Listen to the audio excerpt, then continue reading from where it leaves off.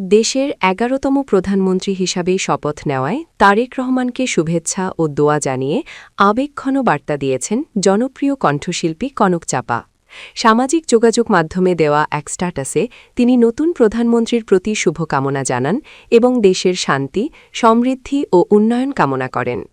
স্ট্যাটাসে কনক চাপা লিখেছেন, আল্লাহ তারেক রহমান ও দেশের জনগণকে সম্মানিত করেছেন। তিনি বলেন, এই ঐতিহাসিক মুহূর্তের সাক্ষী হয়েছে পুরো বিশ্ব। একই সঙ্গে তিনি মহান আল্লাহর কাছে প্রার্থনা করেন তারেক রহমানের নেতৃত্বে বাংলাদেশ যেন নিরাপদ, আনন্দময়, সুখী ও সমৃদ্ধ রাষ্ট্র হিসাবে এগিয়ে যেতে পারে। উল্লেখ্য, গত ১২ই ফেব্রুয়ারি অনুষ্ঠিত ত্রয়োদশ জাতীয় সংসদ নির্বাচনে নিরঙ্কুশ সংখ্যাগরিষ্ঠতা অর্জন করে বাংলাদেশ জাতীয়তাবাদী দল বিএনপি। সাংবিধানিক প্রক্রিয়া সম্পন্ন হওয়ার পর দলটির চেয়ারম্যান তারেক রহমান প্রধানমন্ত্রী হিসাবে দায়িত্ব গ্রহণ করেন।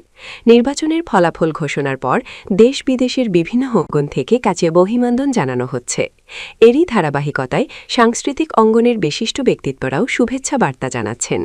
বিশ্লেষকদের মতে, জনপ্রিয় শিল্পীদের এমন প্রতিক্রিয়া রাজনৈতিক অঙ্গনের বাইরেও নতুন সরকারের প্রতি সাধারণ মানুষের প্রত্যাশা ও আবেগের প্রতিফলন ঘটায়।